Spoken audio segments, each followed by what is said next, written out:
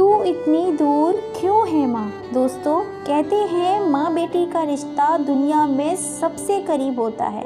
एक बेटी अपनी माँ से अपने सारे दुख दर्द को बांटती है। तो आज की ये कहानी एक माँ बेटी की स्टोरी। तो चलिए कहानी शुरू करते हैं। श्याम नारायण जी ऑफिस चले गए और शर्मिला जी का गुस्सा सातवें आसमान पे था। अब वह सुबह से काम में लगी हुई थी। दोनों बेटे मोबाइल देख रहे थे और बेटी चादर तानकर सो रही थी। तभी रसोई के बर्तन गिरने की आवाज़ आई। पूरे घर में मानो जैसे सन्नाटा सा छा गया। कुछ ही देर बाद बाणी बाणी सच में हद कर दी इस लड़की ने। कोई भला इतनी देर तक कैसे सो सकता है। ना पढ़ाई की चिंता, ना घर के कामों से मतलब। बस इसको तो सारा दिन टीवी और मोबाइल दिखवा लो। पता नहीं इस लड़की का ससुराल में क्या होगा। चिल्लाते हुए शर्मिला बाणी के कमरे में पहुंच गई और चादर खींचते हुए बोली, इतना सोती हो, घर के भी काम में हाथ बटा दिया करो। चलो अब जल्दी उठो। क्या मम्मी सोने भी नहीं देती? कॉलेज की तो छुट्टी हो गई है। तुम्हारे कॉलेज की छुट्टी हुई है तो थोड़ा घर के कामों में हाथ भी बटाओ।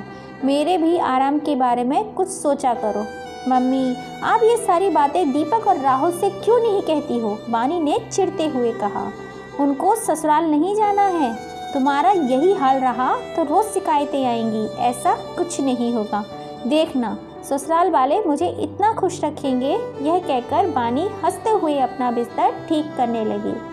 लगभग रोज की यही कहानी थी। बानी अपने घर की इकलौती बेटी थी। दो बेटों के बाद बहुत ही मन्नतों से पैदा हुई थी, इसलिए श्याम नारायण जी की बहुत ही लाडली थी। प्यारी तो वो अपनी माँ की भी थी, पर हर माँ की तरह शर्मिला भी यही चाहती थी कि उसकी बेटी इस घर के कामों में बहुत ही निपुण हो जाए, जिसे ससुराल में सर्वगुण होकर संपन्न जाए, ताकि ससुराल में कोई भी परेशानी ना हो। इसलिए डांट डपट करके शर्मिला उसके घर का थोड़ा बहुत काम ज़रूर कराती थी। धीरे धीरे बाणी घर के कामों में निपुण हो गई। श्याम नारायण जी को अपनी बेटी अपनी जान से भी ज़्यादा प्यारी थी। बच्चों की लड़ाई में चाहे गलती किसी की भी हो, पर वे हमेशा पक्ष बाणी का ही लेते थे किसी और, इसीलिए वह पूरे घर में अपना हुक्म चलाती थी। श्याम नारायण जी उसकी हर ज़रूरत को पूरा करते थे। अगर उसे 1 रुपये की ज़रूरत होती थी तो उसे 10 रुपये देते और कभी भी उसका हिसाब नहीं मांगते थे। दोनों भाइयों की भी अपनी बहन बहुत ही प्यारी थी। थोड़ी ही देर अगर वह नहीं दिखती थी तो पूरा घर सर पे उठा लेते थे। अगर उसको कॉलेज से आने में थोड़ी सी देर हो जाती तो चिंतित हो जाते थे। बस दोनों भाइयों को एक ही शिकायत थी, पापा बाणी से ज़्यादा प्यार करते हैं। बाणी पढ़ने में बहुत ही होशियार थी। एक दिन राहुल बाजार से वापस आया और शर्मिला से बोला, मम्मी आज मैंने पापा को बाजार में देखा। वह रश्मि आंटी के संग साड़ी की दुकान में थे। तो देखा तो क्या हुआ, साड़ी लेने गए होंगे मम्मी के लिए। बानी ने कहा, अच्छा आज फिर घूमने गए? घर आने दो, आज तो फैसला होके ही रहेगा। मम्मी आप गलत समझ रही हो, पापा ऐसे नहीं हैं। बिटिया रानी, तुमने तो अपने पापा की गलती कभी दिखाई ही नहीं देती है।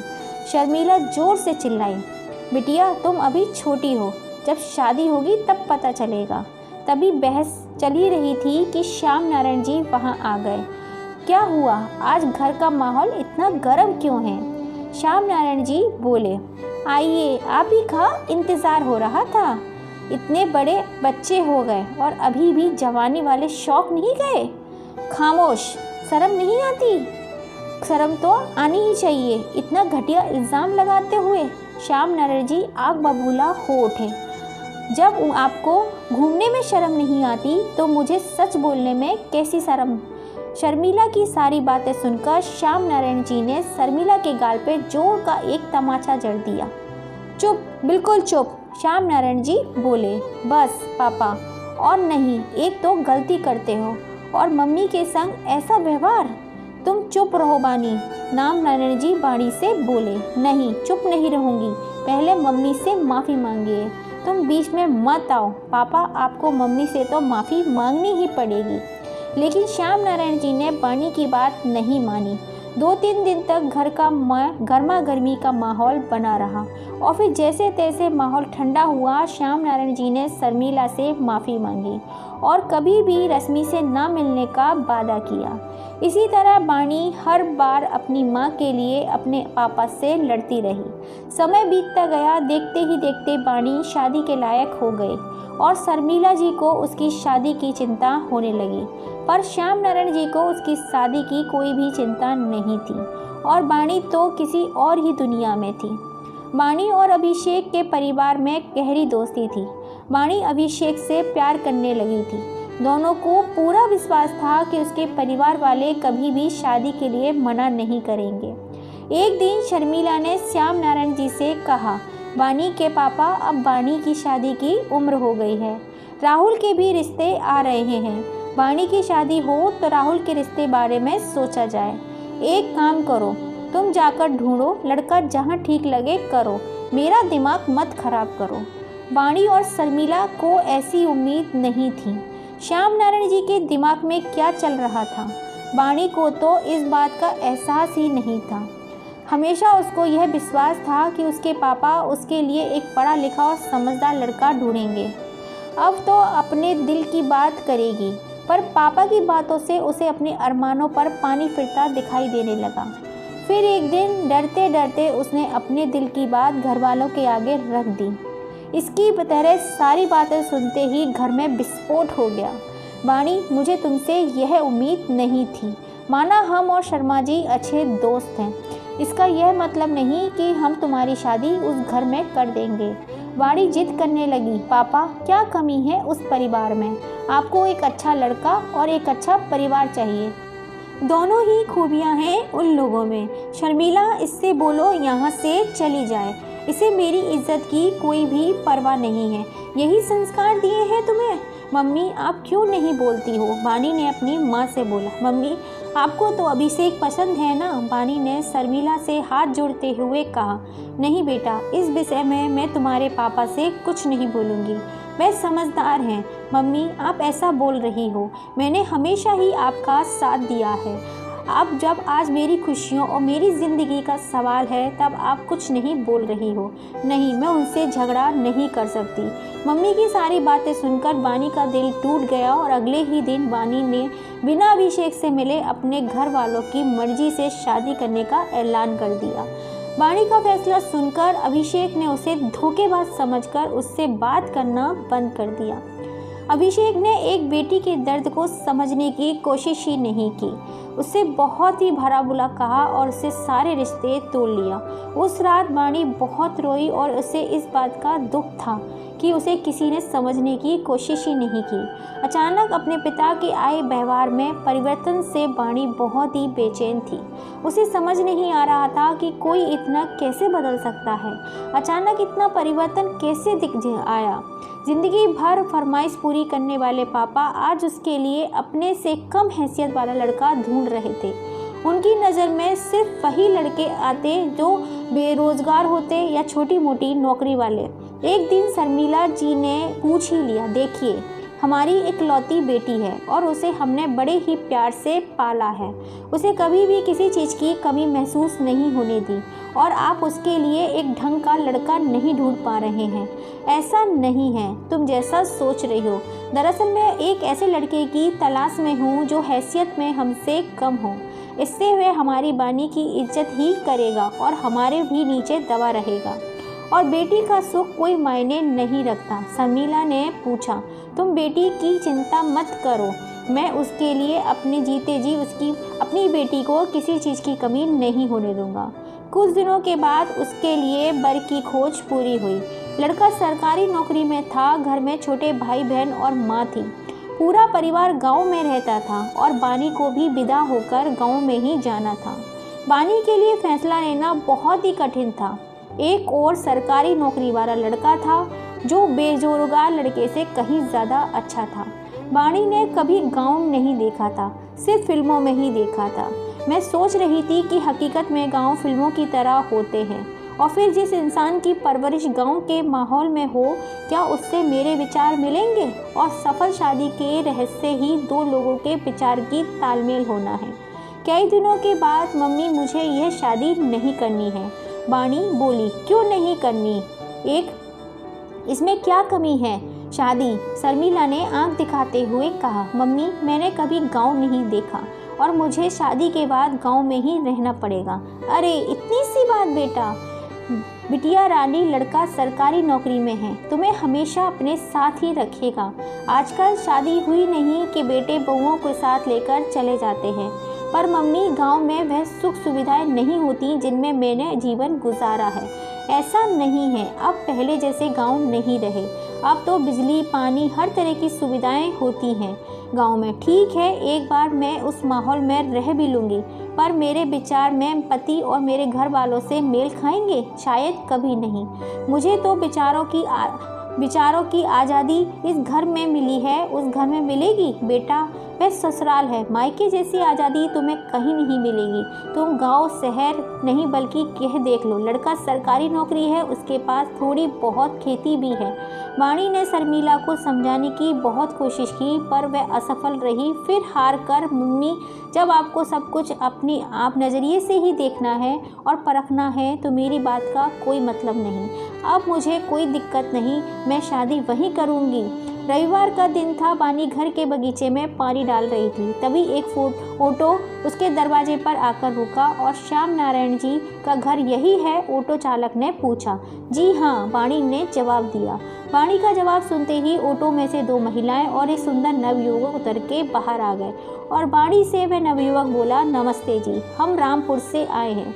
रामपुर का नाम सुनते ही वाणी को सारी बात समझ में आ गई और वह बिना कुछ कहे अंदर चली गई और जाकर अपनी मम्मी को बताया, रामपुर से कोई आया है। शर्मिला जी दौड़कर दरवाजे पे गई और मेहमानों को बड़े सम्मान के साथ घर के अंदर लेकर आई।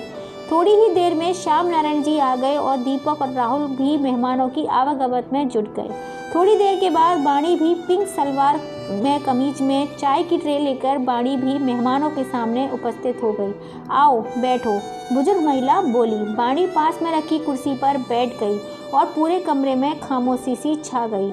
आपका क्या नाम है? उसके साथ आई दूसरी महिला ने पूछा। क्या बात है, नाम ही पता करके नहीं है? ये सोचते हुए वाणी ने जवाब दिया, ये मेरे भैया गोपाल हैं और ये मेरी माँ है। भैया, आपको कुछ पूछना है तो भाभी से पूछ लें। गोपाल कुछ नहीं बोला और धीरे से मुस्कुरा दिया।